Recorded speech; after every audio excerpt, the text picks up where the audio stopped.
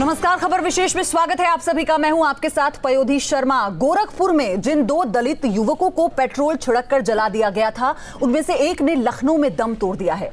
इससे पहले हरदोई में भी एक दलित युवक की पिटाई से उसकी मौत हो गई थी। उत्तराखंड के बागेश्वर में तो बेहद शर्मनाक मामला सामने आया था, जहां आटा चक्की छूने पर एक दलित युवक का गला रेत दिया गया था। यूपी से उत्तराखंड तक जिस तरह से दलित दमन जारी है, इन्हीं मामलों पर आज हम बात करेंगे और हमारे साथ तमाम मेहमान भी जुड़ेंगे। मेरे साथ बीजेपी से प्रवक्ता चंद्रमोहन साहब जुड़ेंगे और कीर्तिनिधि पांडे साहब एसपी से मेरे साथ जुड़ेंगे इस दौरान, और वहीं देहरादून से कांग्रेस अध्यक्ष किशोर उपाध्याय साहब भी हमारे साथ जुड़ेंगे। उसी के साथ दलित चिंतक डॉक्टर लालजी प्रसाद निर्मल साहब भी मेरे साथ जुड़ेंगे। तो इन तमाम लोगों से इस पूरे मसले पर हम चर्चा करेंगे, लेकिन सबसे पहले रिपोर्ट देख लीजिए। अजीत यादव प्रधान को हम चीने हैं और हमारे यहाँ का प्रधान का लड़का ओम शिवा और 4-5 लोग और थे। पेट्रोल हमारे ऊपर डाल रहे थे, हम उठ के भागना चाहे तब तक माचिस का तीली मार दी। बुरी तरह जल चुका ये दलित युवक अब इस दुनिया में नहीं है। कई घंटे जिंदगी और मौत की जंग के बाद आखिरकार संतोष जान की बाजी हार गया। गोरखपुर के चौरी चौरा में जिन 2 युवकों संतोष और नर्मदा को दबंगों ने पेट्रोल डालकर जलाया था, दोनों को लखनऊ रेफर कर दिया गया था। संतोष की मौत हो चुकी है और नर्मदा अब भी जिंदगी और मौत की जंग लड़ रहा है। खतरा तो पहले से भी था और भी खतरा बढ़ गया है। माफिया घूम रहे हैं, सत्ता पक्ष का उनको सहयोग मिल रहा है। सहयोग नहीं मिलता तो इतना गुंडे नहीं करते हैं। एक सोए हुए आदमी के ऊपर पेट्रोल डाल के जला देना, ये तो जानवर भी इस तरह नहीं करेंगे। इस खौफनाक घटना के बाद पूरे देश में एक बार फिर दलित राजनीति शुरू हो गई है। दलितों के नाम पर राजनीति की रोटियां सेकी जा रही हैं और दलितों पर अपराध में वृद्धि हो रही है।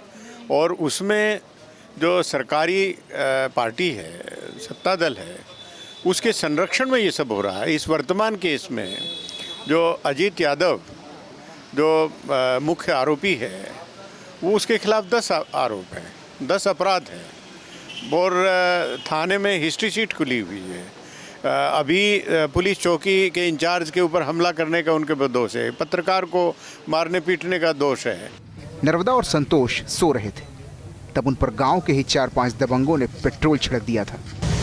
सोना इनका यहीं पर है, डेली सोते हैं, घर से खा के आते हैं, खाने के बाद यहीं आकर सो जाते हैं। कल की रात अचानक ऐसी घटना घट गई तो कुछ लोगों ने पेट्रोल फेंक के आग लगा दिया। तो बिल्कुल जब पूरी तरह जल गए हैं तो भागते गए हैं इनके घर पर, मेरे ससुर लगेंगे, तो भागते हुए घर पे गए, इनके गए तो बताए कि ऐसी बात है, संतोष को सब जला दिए हैं। वहाँ से हम लोग तीनों भाई भागते हुए आए यहाँ पर, देखे उसका पूरा तो बहुत सीरियस था वो। प्राथमिक जांच में पुलिस ने प्रधानी चुनाव की रंजिश को वजह बताया है। हम लोग आराम से अपनी जीवन व्यतीत करते हैं, क्योंकि चुनाव में हम पहले जिला पंचायत सदस्य थे 2005 में, 2010 में मैं प्रधान का चुनाव जीता समान सीट से। तो जो इस समय प्रधान पति है, मैं उसी को हराया था। दलितों पर जुल्म, ज्यादती की खबरों से आए दिन इंसानियत शर्मसार होती है। फिर भी सरकार और प्रशासन सुरक्षा के लिए अब तक कोई ठोस कदम नहीं उठा सकी है। गोरखपुर से आशीष शुक्ल के साथ लखनऊ से विनोद मिश्र, न्यूज़ स्टेट, उत्तराखंड, उत्तर प्रदेश। तो दलितों पर दमन की तो सिर्फ वानगी भर है। प्रदेश में किस तरह से दलितों पर अत्याचार हो रहा है, इसकी तस्वीरें लगातार सामने आती रही हैं और इसी को लेकर न्यूज़ स्टेट आज कुछ सवाल उठा रहा है। सवाल यह है कि आखिर कब थमेगा दलितों पर अत्याचार। गोरखपुर में आरोपियों की गिरफ्तारी अभी तक क्यों नहीं हुई है, वो भी तब जब पीड़ित ने अपने मुंह से बयान दिया है, उसने नाम बताया है। क्या आरोपियों को बचाने की कोशिश हो रही है, ये अपने आप में अहम सवाल इसलिए बन जाता है क्योंकि नाम आने के बावजूद भी अभी तक गिरफ्तारी नहीं हुई है। हरदोई में हत्या के आरोपियों की अभी तक गिरफ्तारी क्यों नहीं हुई है? ये मामला हरदोई का है, यहां पर भी कहां है अपराधी किसी को नहीं पता। वहीं यूपी से उत्तराखंड तक लगातार दलित दमन क्यों हो रहा है, इस पर अंकुश क्यों नहीं लग पा रहा। तमाम प्रयासों के बावजूद भी, दावों के बावजूद भी ऐसा क्यों है कि दलितों को आज भी जुल्मों सितम सहने पड़ रहे हैं। दलितों के नाम पर क्या सिर्फ राजनीति होती है, और होती है तो उन्हें इंसाफ कब मिलेगा, और क्या वोट बैंक के नाम पर हमेशा दलित इस्तेमाल होते रहेंगे, ये अपने आप में बड़ी बात है। तो तमाम ये सवाल है जो न्यूज़ स्टेट ने उठाए हैं, इन्हीं का जवाब हम तलाशने की कोशिश करेंगे। के तमाम मेहमान हमारे साथ जुड़ चुके हैं। एक बार फिर से मैं बता दूं कि इस वक्त हमारे साथ बीजेपी प्रवक्ता चंद्रमोहन साहब जुड़ चुके हैं, वहीं एसपी से कीर्तनिधि पांडे साहब जुड़ चुके हैं, वहीं कांग्रेस से प्रदेश अध्यक्ष कांग्रेस के किशोर उपाध्याय साहब हमारे साथ जुड़ चुके हैं और साथ ही दलित चिंतक हमारे साथ लालजी प्रसाद निर्मल साहब भी जुड़ चुके हैं। आप सभी का बहुत बहुत स्वागत है न्यूज स्टेट पर। लेकिन सबसे पहला सवाल मेरा, सर कीर्ति साहब आपसे ही मेरा सबसे पहला सवाल होगा, क्या हो रहा है ये? आरोपी पहुंच से बाहर हैं, क्यों अभी तक उनकी गिरफ्तारी नहीं हुई? सबसे पहले मेरा यही सवाल है आपसे। देखिए पयोधी जी, पहले तो एक बात स्पष्ट कर दूं कि इस तरीके की घटना गोरखपुर में हो, चाहे उत्तर प्रदेश के किसी जिले में हो, चाहे हिंदुस्तान के किसी प्रदेश में हो, ये घटना, इस तरीके की घटना निंदनीय घटना है। दूसरी तरफ जहां तक गोरखपुर के डुमरी खास, चौरी चौरा विधानसभा के डुमरी खास की घटना का सवाल है, उसमें गिरफ्तारियां हुई हैं। 2 लोग पुलिस के गिरफ्त में हैं और कल ही गिरफ्तार कर लिए गए। लेकिन जिसका नाम लिया है, ठीक है, गोरखपुर की पुलिस संतोष, जो कि अभी दुनिया में नहीं है, जो कि दुनिया में नहीं है। हाँ सुनिए, क्राइम ब्रांच, देखिए पयोधी जी, क्राइम ब्रांच की पुलिस और स्थानीय पुलिस लगातार दबिश दे रही है।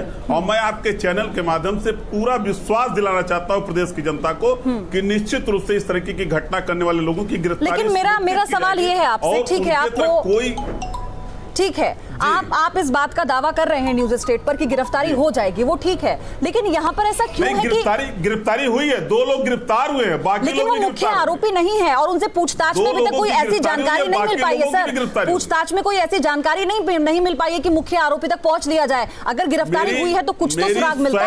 मेरी पयोधी जी, मैं आपको बता रहा हूँ, मेरी वहां के एसओ से बात हुई है। आपके चैनल में बैठने से पहले मैं इस खबर का अपडेट लिया हूं। उन्होंने बताया मुझसे पूरी तरीके से कि 2 लोग गिरफ्तार हैं, एक शिवम, एक राधेश्याम मौर्य, 2 की गिरफ्तारी हुई है। अजीत यादव की गिरफ्तारी के लिए लगातार दबिश दिए जा रहे हैं। क्राइम ब्रांच मुझे इतना बता दीजिए, आप मुझे इतना ये बता दीजिए कि क्यों इस तरह से दबंगों के हौसले इस कदर बुलंद है कि ना तो उन्हें खाकी का खौफ है, ना कानून का खौफ है। इस तरह के मामले सामने आ ही क्यों रहे हैं कि गिरफ्तारी के लिए इतनी जद्दोजहद करनी पड़े हमें?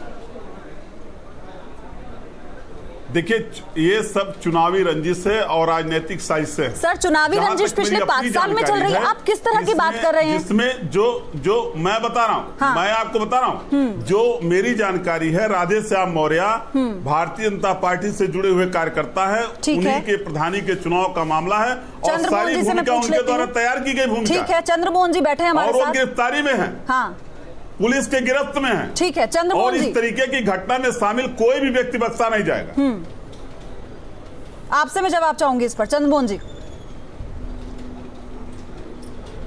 देखिए, उत्तर प्रदेश में दुर्भाग्य है उत्तर प्रदेश का कि उत्तर प्रदेश में समाजवादी पार्टी की सरकार है। और समाजवादी पार्टी की सरकार जब से अखिलेश यादव जी ने शपथ ली है, वो अपराधों में और अपराध और अपराधियों की सरकार है पूरी तरीके से। और जिस तरीके की दलितों पर हमले और अत्याचार की जो घटना है वो सुन लीजिए, एक कीर्तिनिधि पांडे सुन लीजिए, बीच में मत बोलिए कीर्तिनिधि पांडे, बोलिए मत, अरे बीच में मत बोलिए, आपने जो कुछ बोलना था बोल चुके हो, चुप हो जाओ। सुन लीजिए, आप कीर्तिनिधि पांडे चुप हो जाओ, आपके पास इनको चुप करिए कीर्तिनिधि पांडे को, अरे चुप रहिए। के मामले में नहीं, अगर आप इस तरह से करेंगे तो मेरी चर्चा बीच में रह जाएगी। क्या बात कर जो जिस पर बात कर रही है वो बीच में रह जाएगी। आप दोनों इस तरह से बात करेंगे तो आप अपनी बात करिए। समाजवादी पार्टी की सरकार है। अरे आप चुप रहिए, सुन लीजिए, आपने भी बोला सुन लीजिए सर, आईना भी दिखाना मेरा कर्तव्य है। अरे आप चर्चा में बैठने लगे सर, आईना तो जनता दिखा देती है कीर्ति जी, आईना जनता दिखा देगी, वो छोड़ दीजिए। आप पहले उनकी बात सुनिए, फिर मैं आप पर आऊंगी। जनता दौड़ाएगी आपको। ठीक है चंद्रमोहन जी, आप अपनी बात पूरी कीजिए, क्योंकि इस तरह से अगर आप लोग करेंगे तो फिर कोई निष्कर्ष नहीं निकल पाता किसी भी चर्चा का। तो आप अपनी बात करें। ठीक है, मैं बोल रही हूँ, उन्हें भी मैंने बोला, आप अपनी बात पूरी करें। समाजवादी पार्टी सुनने को, देखिए उत्तर प्रदेश का दुर्भाग्य है कि उत्तर प्रदेश में समाजवादी पार्टी की अखिलेश यादव की सरकार है। अखिलेश यादव की सरकार में केवल और केवल अपराधियों की सरकार है पूरी तरीके से। आप राष्ट्रीय अपराध ब्यूरो के आंकड़े उठा के देख लीजिए, देश में सर्वाधिक दलितों के प्रति जो हमले हैं वो उत्तर प्रदेश में इजाफा हुआ उनकी संख्या में। क्यों हुआ है इजाफा? कारण उसका एक मात्र है, अलीगढ़ में दलित हत्या होती है और जो हत्या का आरोपी होता है, हत्या का जो आरोपी होता है वो आजम खान के साथ बैठता है। ठीक है, चंद्रमोहन जी, मैं ठीक है, मेरा आंकड़े अगर मेरे गलत है तो बताओ आप। नहीं, वो आंकड़े, मेरा सवाल आपसे ये है कि बतौर बड़े या नहीं बड़े? ठीक है, अगर आप विपक्षी पार्टी है, ठीक है, इस तरह से फिर तो बेफजूल की बातें मत किया करिए। आप दोनों अगर इस तरह से आरोप प्रत्यारोप लगाएंगे ना तो अपराधी पकड़ में आएंगे और ना फिर इस बात का निष्कर्ष निकल पाएगा कि आखिर इस तरह से अपराधों पर जो अंकुश लगाना है वो क्यों लगाना है। इस पर जरा आप लोग सोचिए। आऊंगी मैं आपके पास, अपने सवाल लूंगी, लेकिन बता दें आपको कि बागेश्वर में जो मामला आया है वो बेहद शर्मनाक है। यहां आटा चक्की छूने पर एक दलित की हत्या कर दी गई। मुख्यमंत्री हरीश रावत पीड़ित परिवार से मिलने के लिए पहुंचे, आर्थिक मदद का ऐलान भी किया गया, लेकिन असल समस्या का समाधान आखिर कैसे होगा इस पर अभी तक कोई भी जवाब नहीं है। बीच में साहब आगे इनके वो आगे यूपी से लेकर उत्तराखंड तक दलित दमन जारी है। ये तस्वीरें बागेश्वर के कांडा की हैं। मुख्यमंत्री हरीश रावत ने यहां पहुंचकर एक दलित परिवार का हाल जाना। इसी दलित परिवार के एक सदस्य की गर्दन दबंगों ने इसलिए रेत दी क्योंकि उसने आटा चक्की को छुआ था। सब गांव, घर, अड़ोस पड़ोस वालों से मेरा निवेदन है, ये सब लोगों ने मिलजुल करके, हाँ, ये अब ये परिवार सबका परिवार है। देखिए, हाँ, हम लोगों ये बहुत बड़ी जो भी है, बहुत दुख। यदि हम सब गांव वाले, सब हर जात बिरादरी वाले इनके साथ खड़े नहीं होंगे तो भगवान भी माफ नहीं करेगा। बड़ा तो भगवान है। हरीश रावत ने यहाँ हाथ जोड़कर सबसे शांति की अपील की, साथ ही पीड़ित परिवार को आर्थिक मदद देने का भरोसा दिलाया। सारा गांव, सारा इलाका जो है इस परिवार के साथ खड़ा है। इसके लिए मैं सारे इस इलाके के लोगों को, यहाँ की बड़ी परंपराओं को भी धन्यवाद देना चाहता हूँ कि सबने इस परिवार के साथ, गरीब परिवार के साथ खड़ा होने का फैसला किया। किस तरीके की मदद अब इस परिवार को होगी, क्योंकि गरीबी है? वो आर्थिक मदद दी जा सकती थी वो दे रहे हैं और करीब 5,62,000 के साथ ही हमने पहले ही खाता खोल दिया है।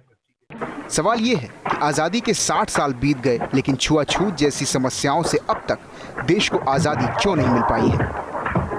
बागेश्वर से हिमांशु गढ़िया, न्यूज स्टेट, उत्तराखंड, उत्तर प्रदेश। तो किस तरह से सिर्फ आटे की चक्की छूने पर इतनी बड़ी सजा एक व्यक्ति को दे दी गई? ये किस संविधान की बात हम करते हैं? क्या हम उन्हें अपने पर लागू करते हैं? क्या हम उसे वाकई देखते हैं कि जो आजादी संविधान के जरिए हर एक व्यक्ति को दी गई है वो आजादी उसे मिल पा रही है या नहीं मिल पा रही है? ये बड़े सवाल हैं, लेकिन इन पर अमल करना बहुत जरूरी है। इसी पर बात करेंगे। चलिए, इस वक्त देहरादून से मेरे साथ कांग्रेस अध्यक्ष किशोर उपाध्याय साहब भी जुड़े हुए हैं।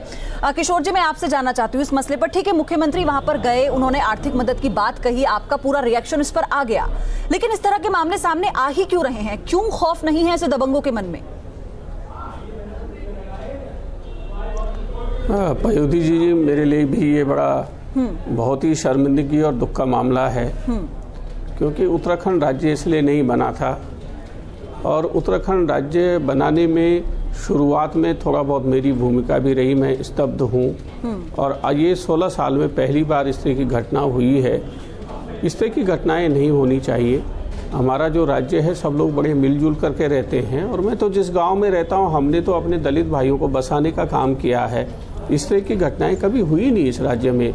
अब ये निश्चित रूप से कुछ एबरेशंस हो जाते हैं, उसके लिए हमें बड़ा दुख है। हम कोशिश करेंगे भविष्य में जो देवभूमि उत्तराखंड का गौरव है, इसको देवभूमि कहा जाता है, इस तरह की घटनाएँ होंगी तो पूरी देवभूमि जो है वो लज्जित होती है और हम भविष्य में कोशिश करेंगे। हमारे माननीय मुख्यमंत्री हरीश रावत जी वहाँ पर गए हैं। आपको याद होगा 81 में एक बार ठीक इसी तरह की घटना हुई थी और लोगों ने बड़ा विरोध करने के बावजूद आपको ऐसा नहीं लगता वो ठीक बात है कि सरकार अगर इस तरह से एकदम से अपने कदम उठाए या इस तरह से अगर मुख्यमंत्री मिलने पहुंचे वो एक बात है, लेकिन आपको ऐसा नहीं लगता कि इस पर एक कठोर कदम उठाने की जरूरत है? नहीं, निश्चित रूप से है और मैंने तो निवेदन किया है कि इसमें तुरंत फास्ट ट्रैक जो है कोर्ट की व्यवस्था हो, जिससे कि जो इस तरह की मानसिकता के लोग हैं उनको एक सबक मिल सके और जल्दी से जल्दी जो भारत का कानून है। मुझे ये भी लगता है कि कहीं ना कहीं, जैसे मैं उत्तर प्रदेश की भी बात अभी सुन रहा था। ये तो जातिवादी और सांप्रदायिक राजनीति ने बड़ा वातावरण पूरे देश का और प्रदेश का खराब कर देती हैं। और इस तरह की कोशिशें बहुत लोग अपना राजनीतिक लाभ उठाने के लिए भी करते हैं, लेकिन उसमें वो तो खुद पढ़े लिखे जिन्होंने ये घटना अंजाम दी वो एक अध्यापक हैं, और एक अध्यापक से हमको इस तरह की उम्मीद कभी नहीं हो सकती कि इस तरह की घटना वो अंजाम दे दे। हम उसके लिए बहुत दुखी हैं, बहुत शर्मिंदा हैं। मैं आपके पास एक बार फिर से रुक करूंगी, लेकिन इस वक्त मेरे साथ दलित चिंतक डॉक्टर लालजी प्रसाद निर्मल भी बने हुए हैं। लालजी, मैं आपसे जानना चाहूंगी, अभी मैं एनसीआरबी के आंकड़े देख रही थी 2014 के, कि क्या कुछ लिखूं मैं उन आंकड़ों को लेकर, क्या बताऊं? वो सभी को पता होंगे कि उत्तर प्रदेश किस दर्जे पर पहुंच चुका है दलितों के साथ अत्याचार पर। अगर महिलाएं जाती हैं तो उन्हें थाने से भगा दिया जाता है, उन्हें शादी के लिए उन पर दबाव बनाया जाता है, वरना बलात्कार जैसी और अपहरण जैसी घटनाओं को अंजाम दिया जाता है। तो किस तरह से हम इसे देखें? क्या इस समाज में कभी सुधार हो पाएगा?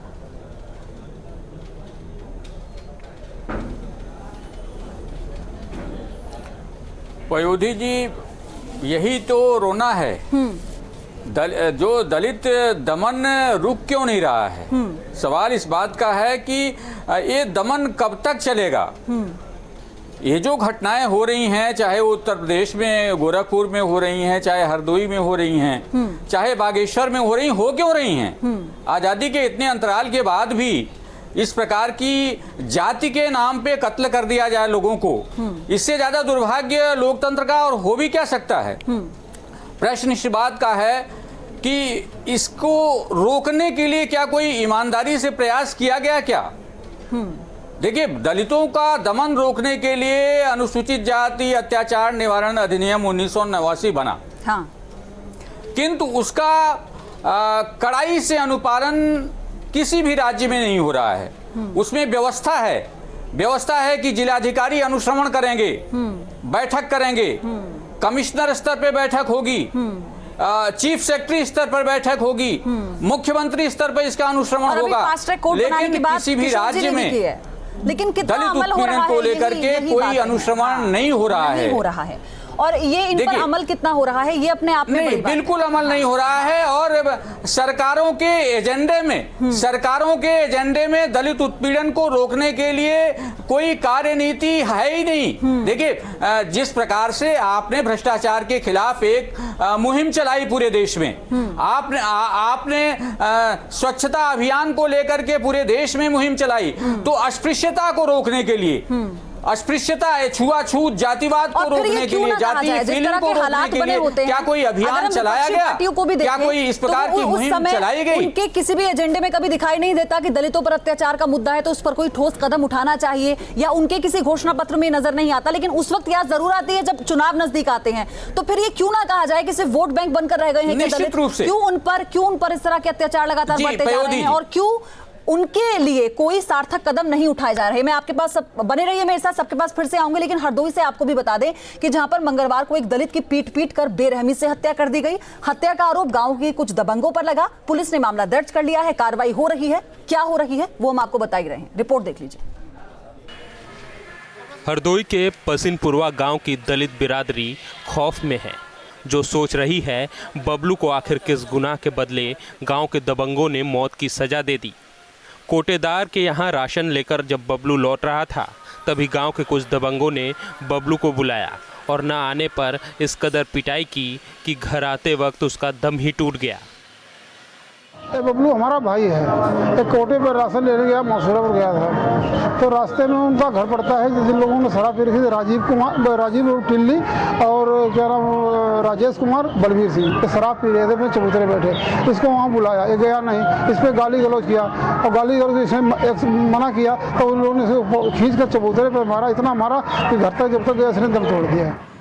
बबलू की मौत के बाद परिजनों ने पुलिस में मामला दर्ज कराया। अब पुलिस कार्रवाई की बात कह रही है।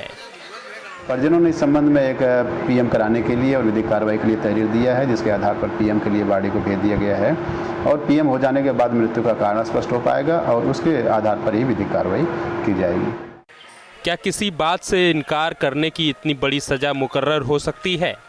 दलितों को किस तरह जीना है और किस तरह रहना है, क्या आज भी ये तय करने का हक खुद को अगड़ी जाति का मानने वाले लोगों को ही है?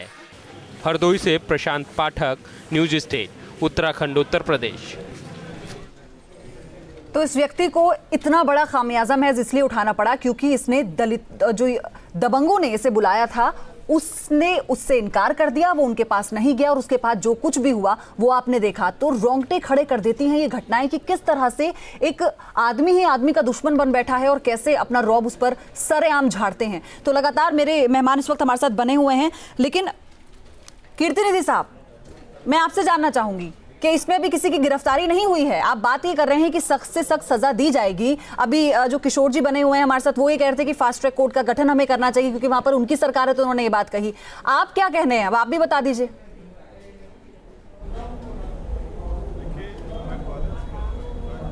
उत्तर प्रदेश की हो चाहे हिंदुस्तान के किसी भी प्रदेश की हो, इस तरीके की घटनाएं निंदनीय है। देश की आजादी के इतने सालों बाद भी अगर छुआछूत जैसे वजहों के वजह से सवर्ण मानसिकता के लोग हैं, अगर वो जातिवादी मानसिकता, तो ऐसे लोग समाज को दूषित कर रहे हैं, समाज को कमजोर कर रहे हैं और प्रदेश और देश को कमजोर कर रहे हैं। ऐसे लोगों के खिलाफ कड़ा से कड़ा कार्रवाई होना चाहिए। नहीं होना तो चाहिए, समाजवादी पार्टी के उत्तर प्रदेश में सरकार है, होनी तो चाहिए, वो तो सब कह रहे हैं, सभी पार्टी से लोग मेरे साथ बने हो रहा है। मैं तो कर रहा हूं, अगर ये हो रहा है, हरदोई में भी गिरफ्तारी होगी। अगर ये हो रहा है तो फिर दबंगों के हौसले उनके खिलाफ उतने ही बुलंद क्यों हैं सर? अगर सख्त कार्रवाई आप लोग कर रहे हैं तो फिर दबंगों के हौसले इस तरह से बुलंद क्यों हैं? अरे शादियां रोक दी जाती हैं सर, मंदिर में प्रवेश नहीं करने दिया जाता, ये बात आपको नजर नहीं आ रही?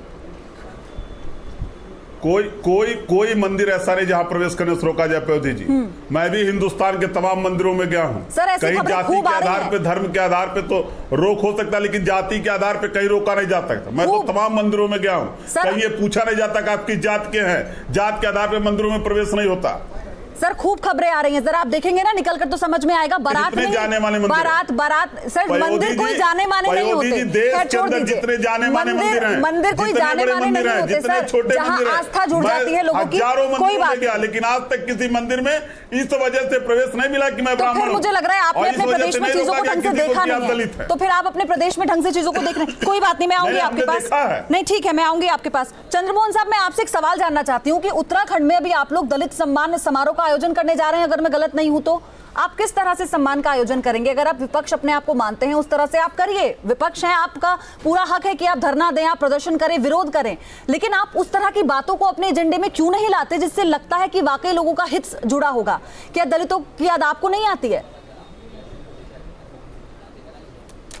देखिए, भारतीय जनता पार्टी अंत्योदय के भाव को लेकर काम करती है और हर हालत में समाज की निचली पीढ़ी के लोगों को आज़ादी के इतने वर्षों के बाद में लगातार केंद्र में एक दल की सरकार रही, फिर भी सर पे मैला ढोने की प्रथा खत्म नहीं हो पाई। दलितों के साथ छुआछूत का व्यवहार, अस्पृश्यता का व्यवहार, दलितों के प्रति हीन भावना रखना, ये लगातार समाज में होता रहा। लेकिन भारतीय जनता पार्टी लगातार इसको मिटाने के लिए पहल करती रही, प्रयास करती रही, कार्यक्रम करती रही और दलितों में नेतृत्व विकसित करने का काम भारतीय जनता पार्टी करती रही। देखिए, उत्तराखंड के संदर्भ में तो नहीं, लेकिन उत्तर प्रदेश के संदर्भ में जरूर मैं ये बात कहूँगा कि समाजवादी पार्टी क्या करती है कि जैसे ही कोई घटना होगी, मीडिया ने जैसे ही शुरू किया है, तो इस घटना में किसी न किसी को वो बुक करके और भेज देंगे और केस खत्म हो जाएगा, केस कमजोर हो जाएगा और जो अपराधी हैं वो बेखौफ रहेंगे, क्योंकि अपराधियों की गिरफ्तारी नहीं होगी और अपराधियों की गिरफ्तारी। देखिए, ये फिर बोलने, मैं इनके बीच में नहीं बोलता हूँ, ये सुनते नहीं है इनके। देखिए, समस्या का समाधान जब ही नहीं हो रहा है, समस्या का समाधान जब ही नहीं हो रहा है जब ये अगर सुनेंगे तो समस्या का समाधान करेंगे, क्योंकि ये गलती नहीं मानेंगे। इनके साथ सबसे बड़ी समस्या ये है, उत्तर प्रदेश की ये बोलते रहेंगे, ये दहशत पैदा करेंगे। किशोर उपाध्याय भी हमारे साथ बने हुए हैं, उनसे भी मैं आपसे जानना चाहूंगी कि अब किस तरह से इस पर आपको लगता है कि अमल करने की जरूरत है, क्योंकि आपकी सरकार है, तो क्या बहुत जरूरी नहीं है कि सख्त संदेश उन दबंगों के मन में जाए, उनके मन में खौफ पैदा हो? इसको लेकर आपको नहीं लगता कोई सख्त कदम उठाने की जरूरत है? नहीं, इसमें मैं ये निवेदन करना चाहता हूँ सभी लोगों से कि हमको इन घटनाओं का राजनीतिकरण नहीं करना चाहिए। अब मैं ये कहना शुरू कर दूं कि महात्मा गांधी जी से लेकर के अभी आप 89 का जो एक्ट की बात कर रहे थे, वो सब काम तो कांग्रेस ने किए हैं। मैं एक बार जब 91 में जब भाजपा की सरकार थी राजस्थान में, और आंगन में जो है वो दलितों के गले सिल्ट कर दिए गए थे। तो ये सब चीज़ें अगर हम उठाते रहेंगे तो उससे कोई निष्कर्ष नहीं निकलेगा। यहाँ पर हमने ये किया है, जो भी अपराधी है उसकी तुरंत गिरफ्तारी हुई है, जल्दी से जल्दी उसको सजा मिल सके। और क्योंकि ये देवभूमि है, जहाँ माँ गंगा ने जन्म लिया वहाँ इस तरह की घटनाएं होंगी तो और जगह क्या हाल होगा, इसकी हमें चिंता है। हम बहुत दुखी हैं। इस पर कोई ऐसा हम बात नहीं करना चाहते जो विवादास्पद हो, और अपराधी को जल्दी से जल्दी सजा मिले और भविष्य में इस तरह की घटनाएं ना हो, इसको उत्तराखंड सुनिश्चित करेगा। हाँ, और ये बहुत जरूरी भी है। समय में मेरे पास कम है, लेकिन उम्मीद में मैं यही थी कि कोई बड़ी बात आप लोग की तरफ से निकल कर आएगी। लेकिन एसपी ये कहती है कि वो पूरी तरह से कोशिश कर रही है कि सख्त से सख्त कार्रवाई हो। बीजेपी कहती है कि इसकी जिम्मेदार एसपी है। वहीं कांग्रेस का ये कहना है कि वो अपने स्तर पर लगातार काम कर रही है। फास्ट ट्रैक कोर्ट बनाई जाएगी जिसमें जल्दी से इन सबका निपटारा होगा। लेकिन ये बातें पहले भी हो चुकी हैं, तो क्या ऐसा हुआ है, निपटारा हुआ है? ये अपने आप में सवाल बना हुआ है।